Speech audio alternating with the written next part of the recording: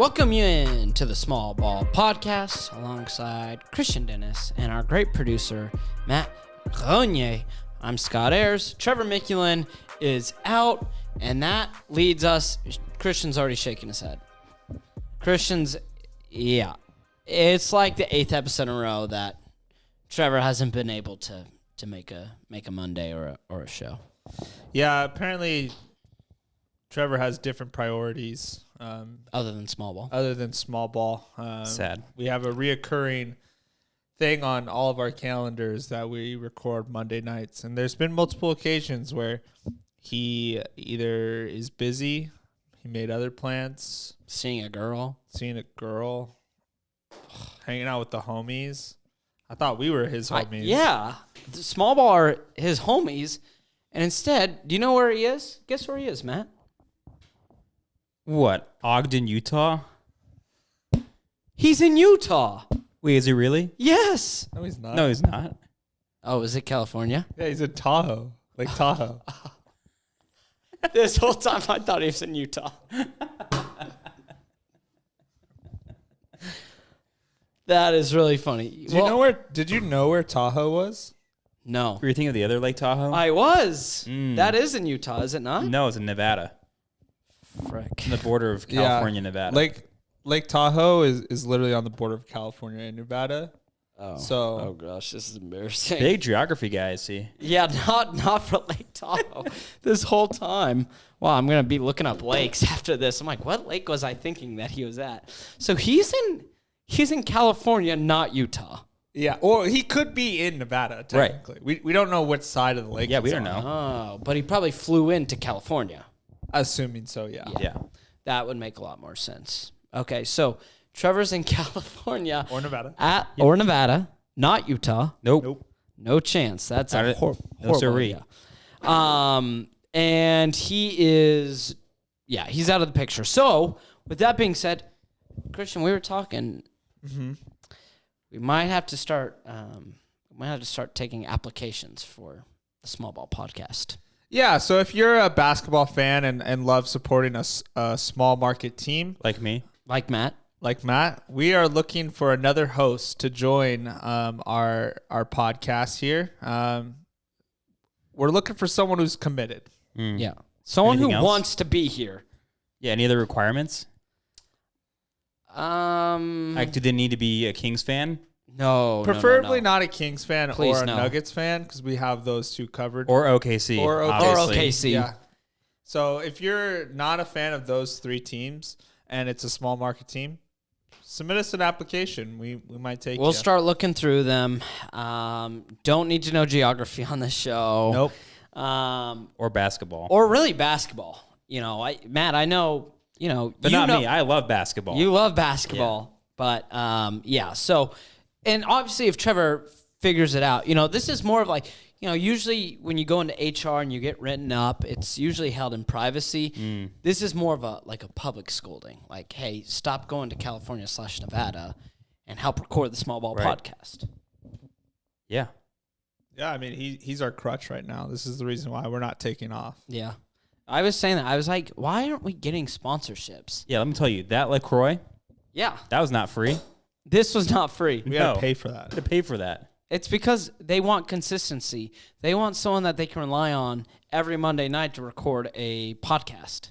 That's all a good relationship needs is communication and consistency, And we're not getting that. We're not getting that from them or LaCroix. LaCroix, please just call us after this podcast. Trevor's just going to be in the middle of Utah. Yeah, he flew to Utah. It's a layover. Yeah. Listening to this show, wondering why he's taking an absolute stray to start.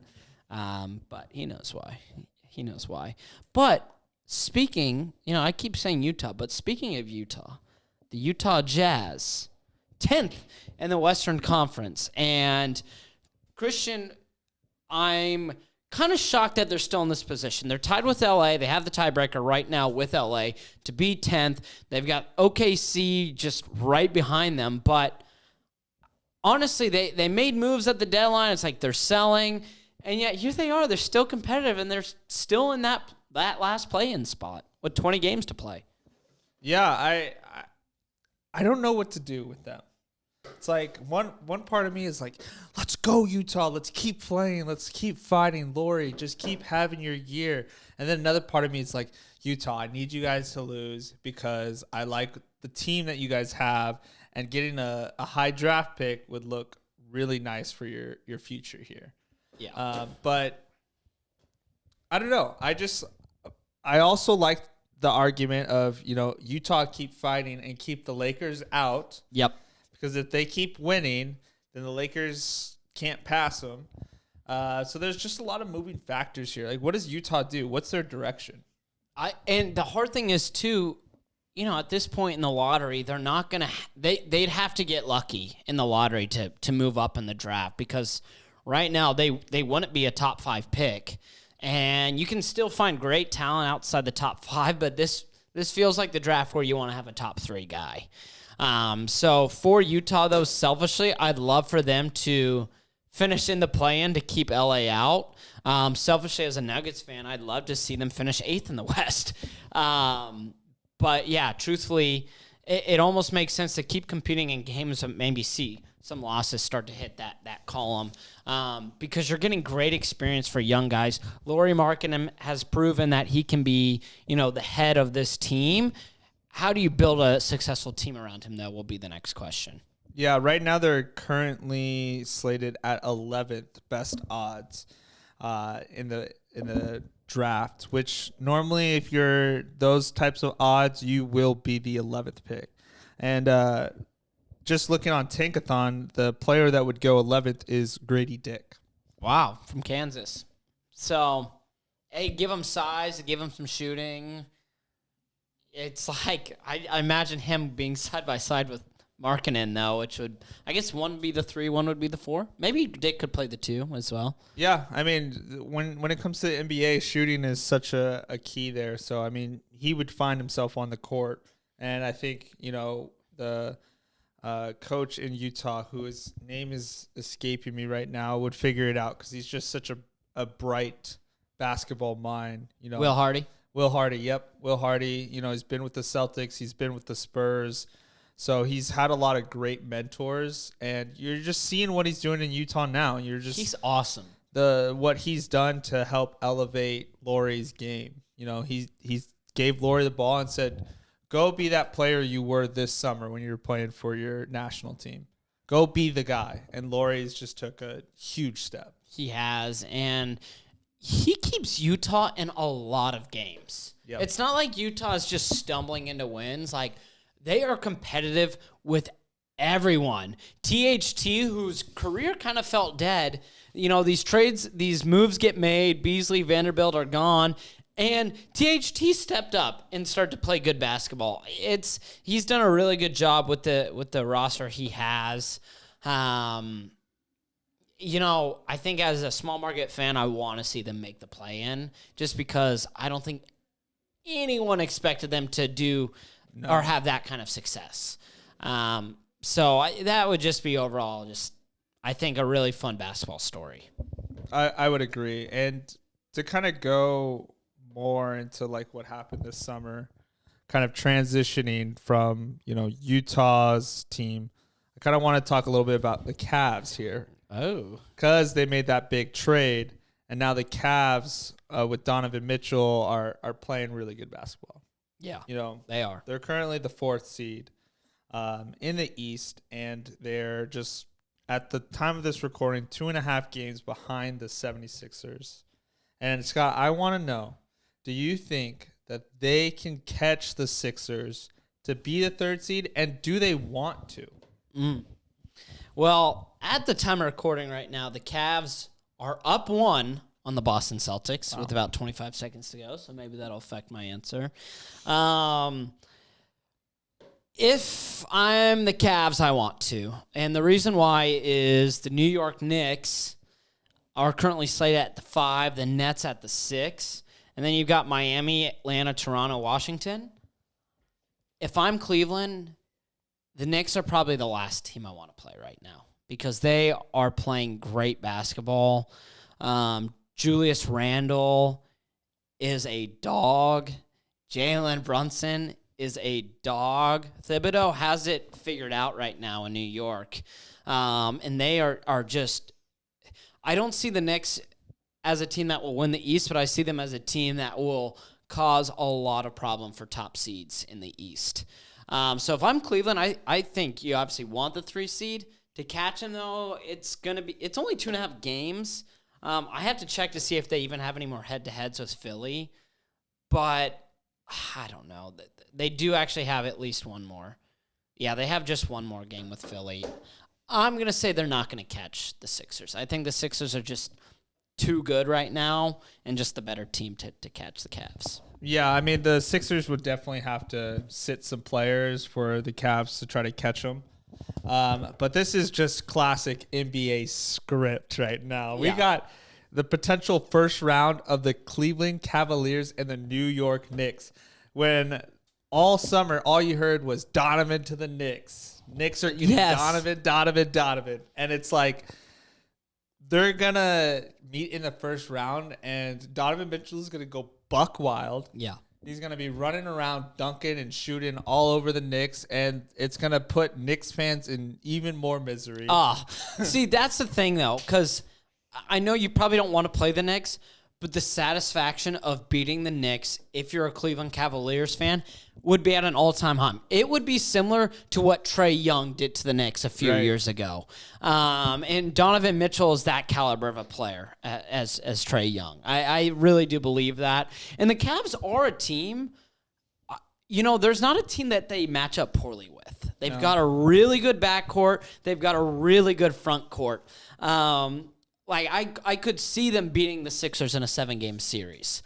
That's the kind of team that the Cavs have. So they might not pass them in the standings, but I could see them somewhere in the playoffs causing a lot of trouble for a team like Philadelphia. Yeah, I mean, let's say they were to win that first round, and just going with the higher seed here, we have the Bucks advancing as well to where they're meeting in the second round. With Evan Mobley, Jared Allen, that defensive, I guess, duo they have there, and then matching up with, Giannis and the Bucks, they could give the Bucks some trouble. Yeah. I mean, that length. I agree. How playoffs comes around, people, game plan different, kind of building that sort of barrier to stop Giannis. The Cavs have guys that could do it. Yep. I like the Cavs a lot. I don't think it's their year. I think that they're clearly making great strides. I think there are a few pieces missing for them to make a legit run and be contenders. But yeah, no, I like the Cavs a lot. I don't think they expect anything this year too. I really don't. I think they're just let's get used to playing with each other. Let's get the system down, and I think next year they hit it really hard. Yeah, kind of feeling. I think that they're very close though. Starting 5. Probably the small forward position is the one thing, because Mobley, Allen, Garland, and Mitchell, 4 names right there where you're like, dang, that's a really good backcourt. Oh wow, that front court is really good.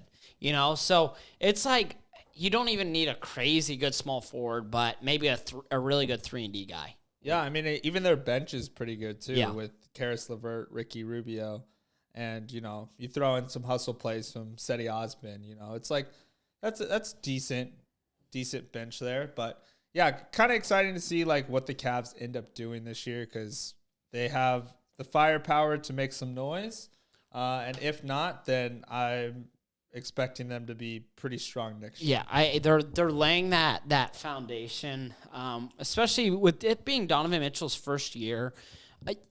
One of the consistent things really throughout the NBA, Kawhi's kind of the exception in Toronto, is having that consistency goes a really long way of guys sticking with a team. The Warriors dynasty was because Clay, Draymond, and Steph were there for years, right? They didn't just get drafted and the next year they were in the NBA Finals. It took time to build that. Really, only time that doesn't happen is if it's you build a super team, right? You bring in Bosh, Wade, and LeBron. Right. That's different.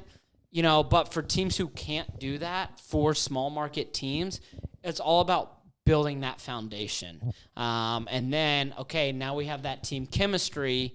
Let's go on and do something special. It's kind of like that quote from like Field of Dreams, build it and they will come. Yeah. If you build that good team, that good culture, players are going to come. They're going to come and complete what you're trying to do and win championships. So. Yeah.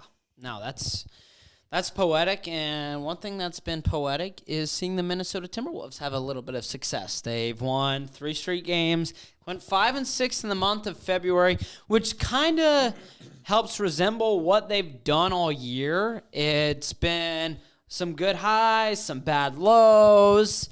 I like the addition of Mike Conley. I think trading D'Angelo Russell was awesome. I just don't think he's the guy for what they're trying to do. Mike Conley's just a consistent guard. We've talked about some of this.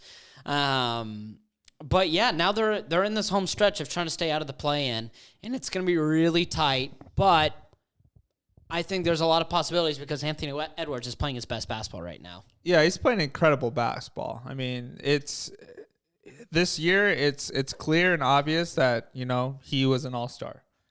Him getting his first all-star bid was very well-deserved. And I like watching him play. Like, I can't think of a single player that is probably more liked in the NBA from, like, personality standpoint. Yeah. The dude's so funny. He's got great interviews, great basketball player.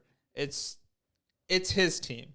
And, whether that's a decision they need to make in the offseason, we haven't seen them really with Cat and Gobert. I would imagine they try to, work it out this upcoming year. But at what point do you start to question, like, is it time to move on from Cat? Yeah, and I feel like they've seen enough in terms of whether they think Cat will help improve this team, or if trading for Cat for, like, players, prospects, or picks is a better move. Just because if you have to build around Anthony Edwards. You cannot build around Cat.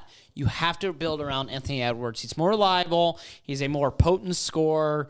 And he has a higher ceiling at this point. I think in 2017 or 2018, the thought is, wow, the Cat is probably going to be a top 3 center in the NBA. And I don't really know if anyone thinks that right now. Not saying he can't get back to that, but he will never be top 2 for the rest of his career. He doesn't have a chance. And so it's like Anthony Edwards has a chance to be a top 3 shooting guard in the NBA. Oh, yeah. I mean, he's nuts, dude. I feel like Cat, one thing that he really brings is he's an excellent shooter. Yes, he is. And so when you have Rudy Gobert on the court, having a guy who is such a tremendous shooter is very helpful for the flow of the offense. When you're doing Mike Conley pick and rolls with Rudy Gobert and Cat's just out there in the corner, you can't sag off. Like you got to stay tight with him. So that's where like an element provides. But defensively, I have those questions still because you watch a Wolves game and you just see Gobert get so mad because he's playing good defense, but someone else on his team is breaking down, and then that's when an open shot, happens. It's clear. It's clear. Gobert is so passionate on defense, and I understand people are like, this was a really bad trade, blah, blah, blah. It's year one. Like, it takes time, like we were saying. Defensively, though, you can see why they made that move because he's so aware. He does such a good job. Yeah, and it's a bummer because when something breaks down on defense and the Wolves get scored on, everybody immediately points to Gobert. It's like, you're supposed to be the defensive guy. Like, why didn't you stop them? It's like, he's playing awesome defense. It's his team that's not helping him out. That is such a dumb NBA Twitter thought process too, or it's like the quickest guard in the universe on a pick and roll, and it's like, oh wow, Gobert couldn't keep up with that guy. It's like, what do you want him to do? Like he just guarded for 20 seconds, he got caught in a pick and roll. Like it's just kind of Yeah, that's a dumb talking point that you see online a lot. But I think, kind of like I said, this is where, is it like, well, maybe Kyle Anderson's played well enough. Is he good enough to play the 4? I don't know. I think that's when Cat gets healthy, play some games and see what's going on. The problem is, if he gets healthy, he's going to be thrown right into the playoff mix. And it's like, okay. That could literally throw off their rhythm, completely. their mojo. You know, if you've been playing a certain way most of the year, and then this guy comes in to go play a bigger role, that could easily throw a team off. Oh, I mean, the Clippers, they get Russell Westbrook, make him a starter. They lose, 5 straight before winning one? And it's like, okay, Cat, you've got 3 games, and then we're actually flying to Sacramento, or we're flying to Memphis, or we're flying to Phoenix, and we've got to play a playoff series. That's a lot to ask for. Even if it's like, we're going to have you start on 20 minutes a game.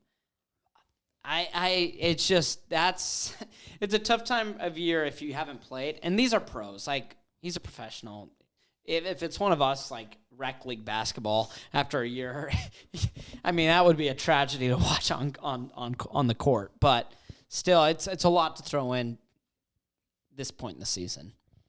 Definitely. I guess we'll just kind of have to watch and see where they end up. It's still a very, very tight race. Actually, as we speak, now Portland is 10, and the Utah Jazz are 11 because Portland won. Portland won tonight. So, you know, from 6 to 10, there's 6 to 12. There's a 2.5 game difference. So there's a chance Dallas goes on like a 4-game losing streak and finds himself out of the play-in. Like, that's unbelievable. That's how tight the West is right now. We'll touch on it briefly. Obviously, the Memphis Grizzlies.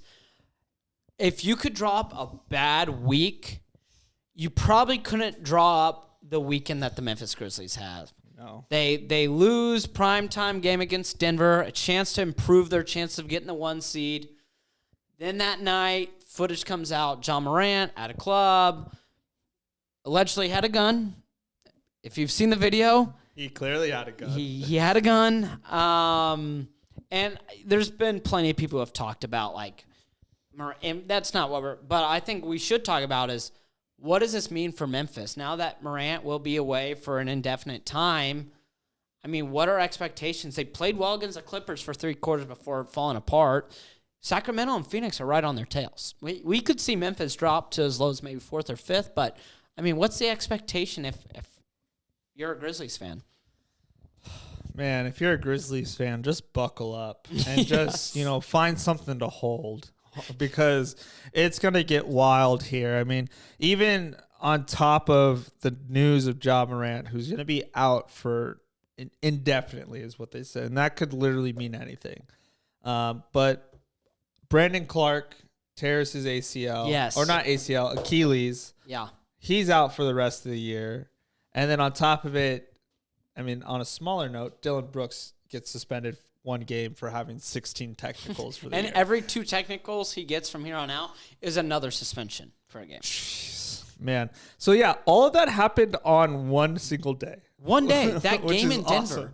Awesome. It's unbelievable. Like, all in 24 hours, they lose Brandon Clark. They see Dylan Brooks get suspended. He gets his 16 tech. They lose to Denver. And it's like, if you're a Memphis fan, it's like, dang, that was a bad stretch. Getting the 1 seed's a little out of reach now. And then you wake up at 8 a.m. Eastern time. Ja Morant was probably asleep for about 2 hours at that point. And there's video surfacing of him in the club with a gun. Yeah, it's just bad.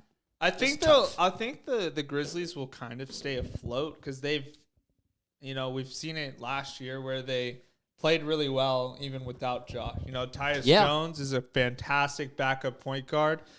He's going to be able to navigate the team. But there's just a lot of, noise in the locker room that can kind of pull players' minds off of the game itself. Yeah. And that's where we can see them lose. Like when they lost to the Clippers, like you said, they played great 3 quarters out of the 4, and then the 4th quarter came and they just kind of collapsed. So we could very well see that with the Grizzlies. And, as a Kings fan, I just keep hoping we keep winning because we need all the help we can get. We're the new kid on the block when it comes to this playoffs thing. So if we can get the second seed, that would, one, just be wild altogether. And two, it's just, having that home court advantage for the Kings is huge because our fans, 2 playoff series right there. Yeah, our fans are going to be freaking nuts. You probably won't be able to hear yourself think in the Golden One Center because the cowbells will be ringing, people will be screaming. First playoff basketball in like 17 years. That place might go on fire. Yeah, and we're starting it. Who? Yeah. Is it Billy Joel who asked? Obviously. He said, "We didn't start the fire." Is that him? No, I have no clue. You haven't heard that song? I have. We didn't start the fire.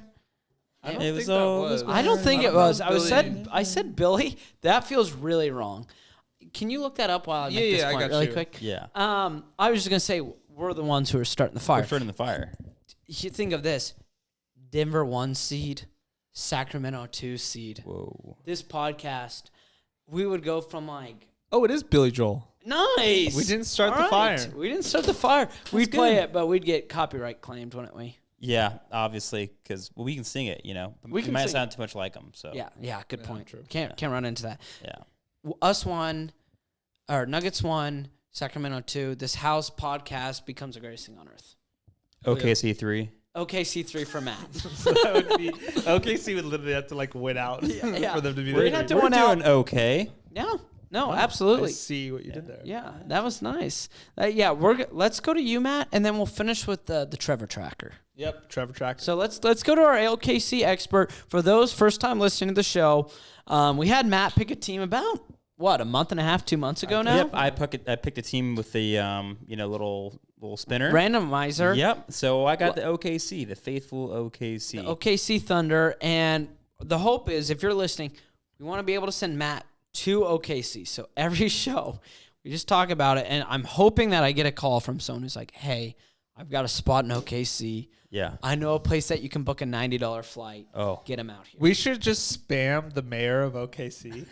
Yeah. And be like, Just send him a reel. Yeah. Yeah, we need Matt to go to Oklahoma City. Invite him out. Give him the keys to the city. All that jazz. Wow. Yeah, that'd be awesome. Like OKC, I love you. I've been there twice. And you loved it, right? Every single time. Every second. Driving through to go to Tulsa. Wish I was there instead of Tulsa. Yeah. Beautiful city. They call it the break friendly, which is pretty awesome. Everyone there is really nice. And they're also really consistent. As you can see in the standings, they are at 12th. They've been staying at 12th the last handful of weeks. So that's what I asked for is consistency. Am I right, guys? Yeah, all I love we want here at the consistency. Small Ball Podcast is consistency. Consistency. Trevor, are you listening? But with that, big news happening in OKC. Huge news. One of their players today just went to their G League team and back within 3 hours. They shipped him there as wrong name, and then brought him back.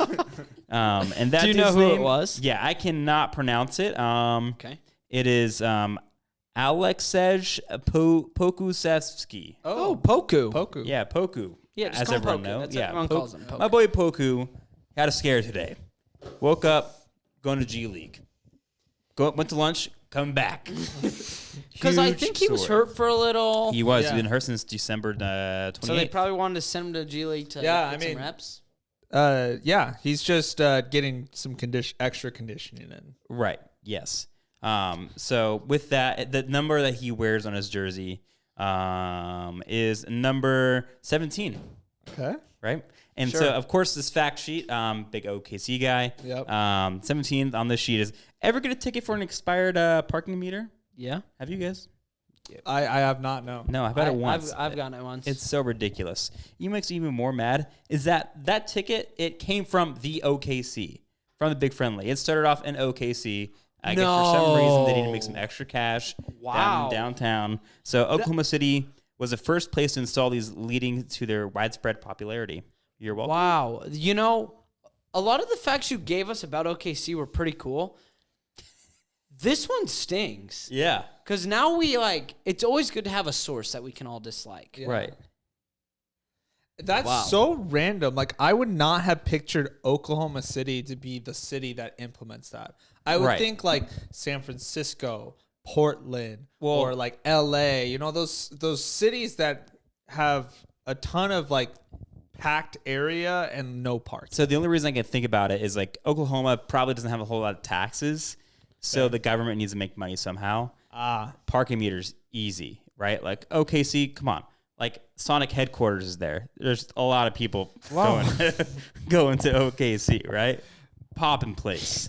You know. Do you think the Sonic headquarters is like a giant like it has to be. Sonic?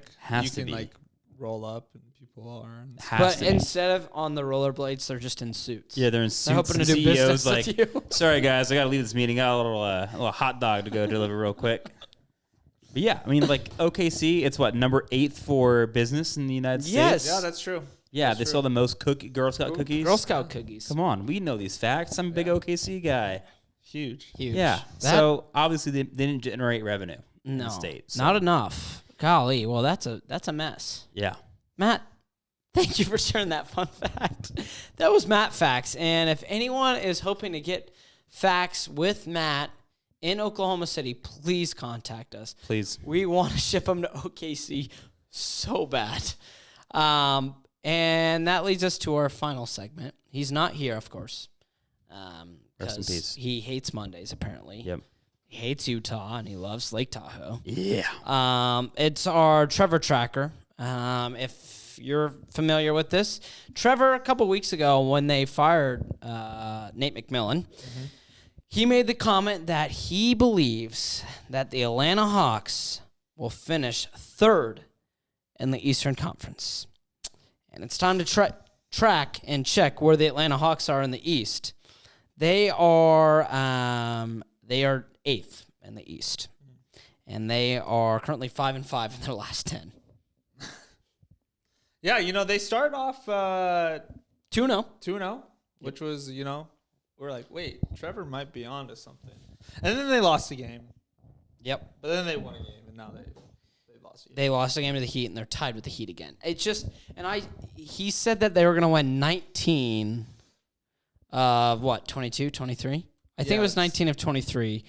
And if they lose to the Heat tonight, they can only lose one more game to win 19 of 23. That would be a historic run. It would be. It would be historic. And it's a run I don't know will happen. Oh, and what's even worse is Trevor made this take. They win those 2 games. Clint Capella comes out with a statement, and he goes, our goal is to finish 6th in the Eastern Conference.